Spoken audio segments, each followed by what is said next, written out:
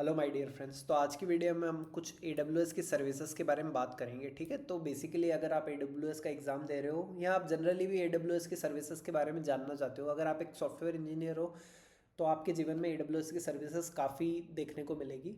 तो आज हम कुछ सर्विसेज के बारे में समझ लेते हैं कि कौन सी सर्विस क्या प्रॉब्लम को सॉल्व कर रही है। ठीक है, तो हम प्रॉब्लम स्टेटमेंट देखेंगे और उस प्रॉब्लम को कौन सी सर्विस हमें सॉल्व कर रही है। तो सबसे पहले प्रॉब्लम स्टेटमेंट आ जाते हैं कि सारा की एक जो है ऑनलाइन बेकरी की वेबसाइट उसे बनानी है and she need to run the computer server 24/7, मतलब उसको 24 घंटे सातों दिन अपना कंप्यूटर सर्वर चला के रखना है।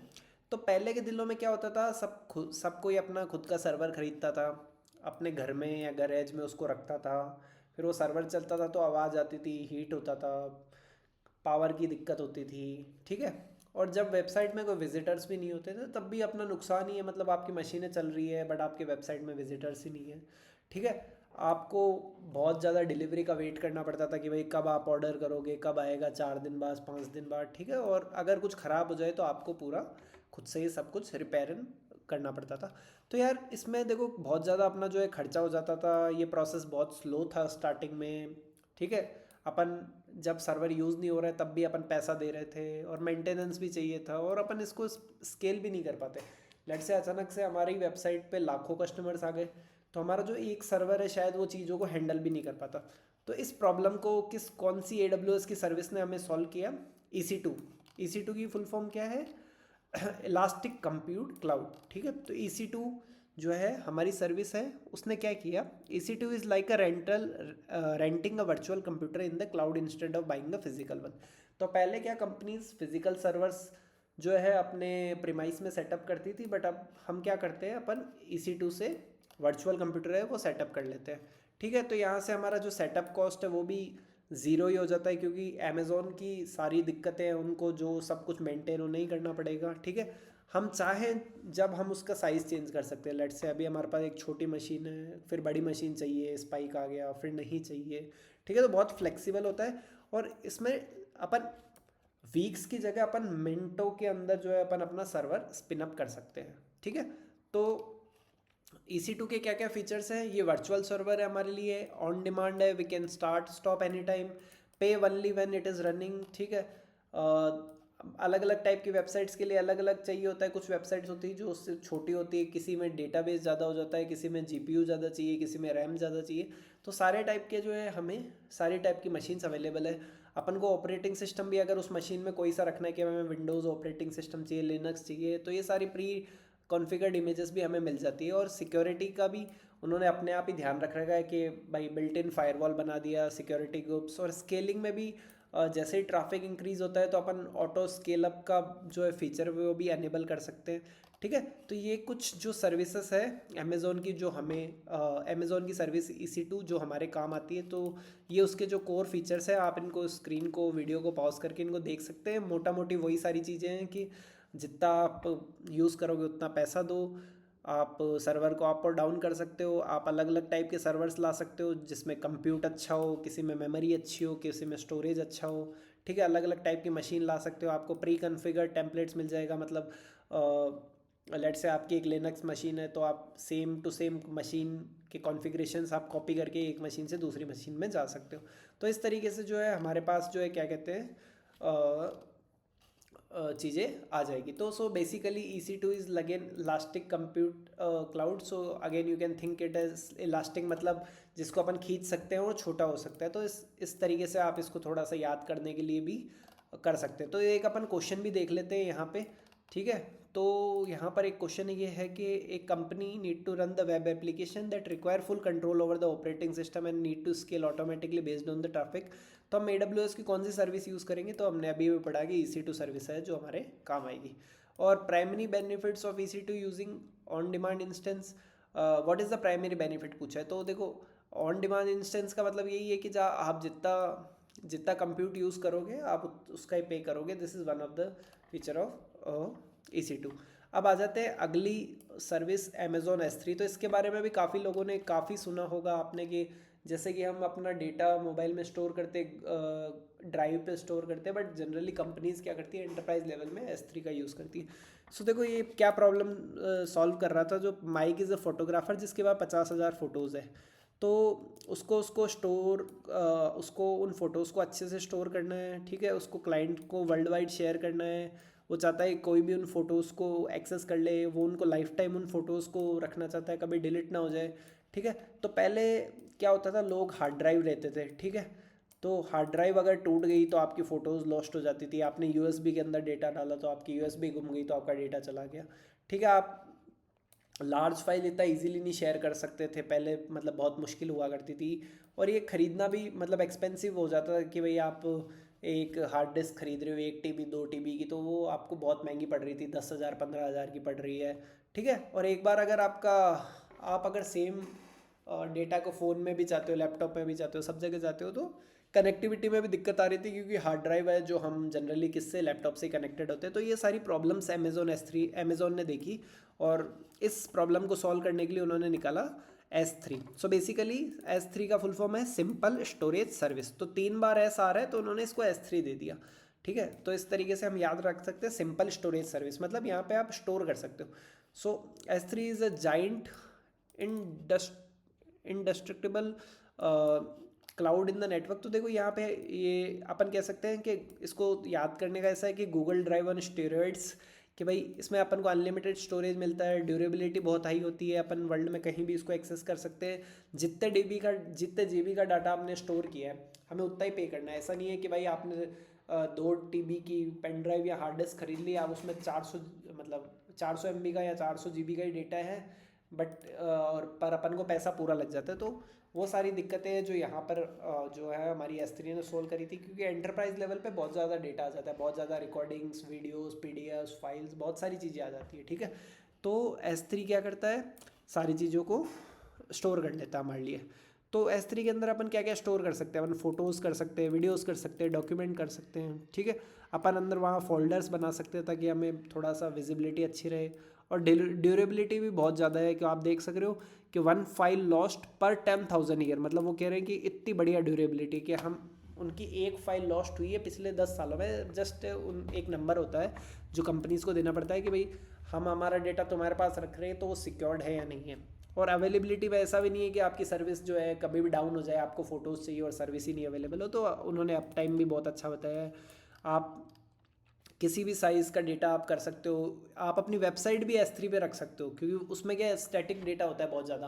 फ्रंट एंड जनरली कंपनीज क्या करती है, फ्रंट एंड अपना जो है S3 पे रखती है, क्योंकि फ्रंट एंड में इमेजेस होगी, वीडियोस होगी, तो वो क्या करते हैं, बिल्ड फाइल बना के और उसको S3 पे रख सकते हैं, क्योंकि वो एक HTML CSS और जावास्क्रिप्ट ही रेंडर्ड हो रहा होता है।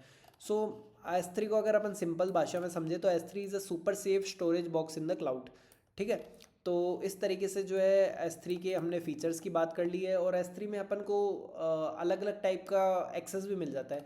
लेट से कोई डेटा है जो हमें डेली फ्रीक्वेंटली यूज़ आ रहा है, तो उसको अपन क्या कर सकते हैं, अपने पास वाले उसमें रख सकते हैं, स्टैंडर्ड एक्सेस में। यहाँ पे बहुत ज़्यादा फास्ट अपन उसको बहुत क्विकली रिट्रीव कर सकते हैं।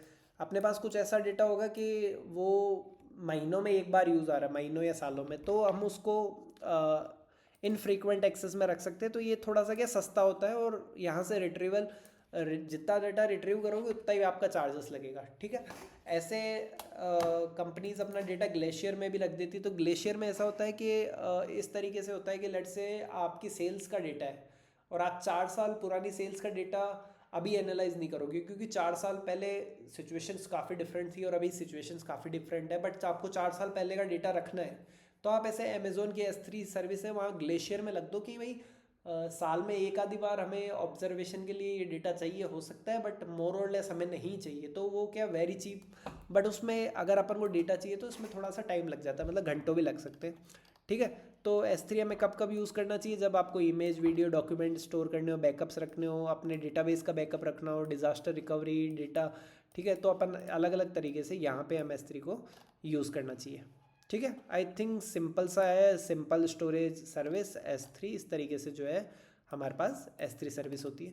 तो यहाँ पे क्वेश्चंस भी कुछ इस तरह प्रकार से आएंगे कि अगर आपको मिलियंस ऑफ फोटोज़ शेयर करनी है, अगर आप चाहते हो कि आप उन पे सिक्योरिटी लगाओ, और ये सारी सर्विसेज भी हमें S3 प्रोवाइड करता है, तो इस तरीके से हम जो है क्या कहते हैं S3 का यूज़ कर सकते हैं। अगली जो सर्विस है वो है अमेज़ॉन इलास्टिक ब्लॉक स्टोर और अमेज़ॉन फाइल स्टोर।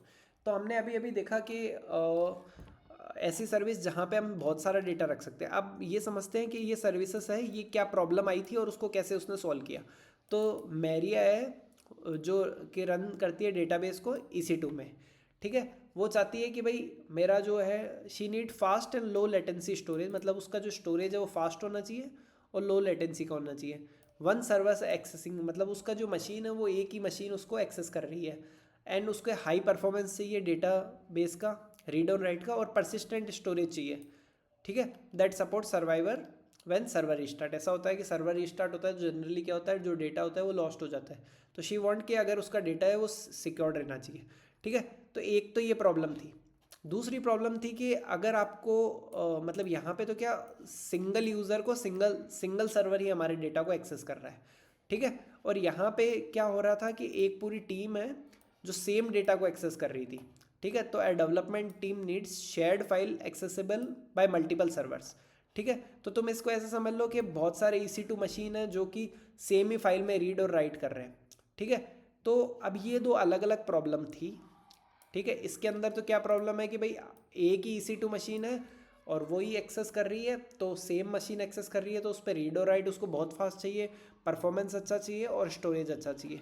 दूसरा वाला कंसर्न ये था कि भाई रीड और राइट उतना फास्ट नहीं चाहिए, बट हमारे लिए क्या होता है कि हमारे को भाई पूरी टीम उस डेटाबेस को एक्सेस कर पाए, ठीक है, पूरी टीम उस फाइल को एक्सेस कर पाए, ठीक है। इस तरीके की हमें सर्विस चाहिए थी। तो इसको दोनों को सर्विसेज को ऐसे समझो कि जो EBS है, इलास्टिक ब्लॉक स्टोरेज, वो कैसे काम करता है, it's like a external hard drive attach to one EC2 machine, ठीक है। इसको ऐसे समझो कि आपका लैपटॉप है, उसमें आपने एक हार्ड ड्राइव अटैच कर दी।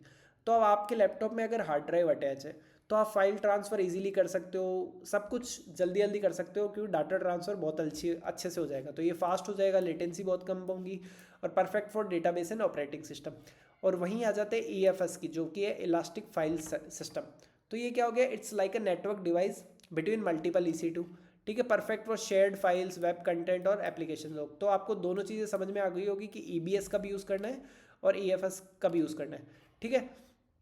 How does the it solve the problem. So EBS क्या करता है, it's like a hard drive attach to EC2, attach to single EC2, मतलब जैसी रिक्वायरमेंट थी हमने वैसे ही आउटपुट दिया। Low latency, high input output चाहिए हमें, हमें ऑपरेशंस बहुत ज़्यादा फास्ट चाहिए, हमारा डेटा सर्वाइव करना चाहिए, इट शुड बी फास्ट, ठीक है।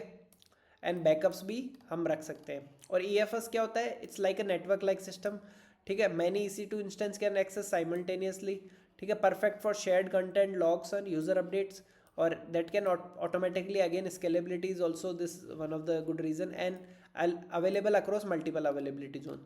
तो इस तरीके से आप समझ सकते हो कि EBS तो आपको ऐसे याद कर लो कि it's like a personal hard drive और it's like a shared network drive, ठीक है। So elastic block service and elastic file service, ठीक है। तो ये दोनों जो है हमारे पास जो क्या कहते हैं EC2 की जो अमेज़ोन की सर्विसेज है, ठीक है। तो यहाँ तक जो है हमने समझ लिया EC2 की सर्विसेज के बारे में। तो याद करने का अगेन सेम ही तरीका है कि ब्लॉक को आप ऐसे कर सकते हो कि बिलोंग्स, ठीक है, ब्लॉक मतलब बिलोंग्स टू सेम EC2, ठीक है। इलास्टिक फाइल को आप ऐसे समझ लो कि फ्रेंड्स है, मतलब वो मल्टीपल EC2 में जाती है, ठीक है। और इसको एज ए USB ड्राइव समझ लो, इसको गूगल ड्राइव समझ लो। तो इस तरीके से जो है आप चीज़ों को अपने दिमाग में याद रख सकते हैं।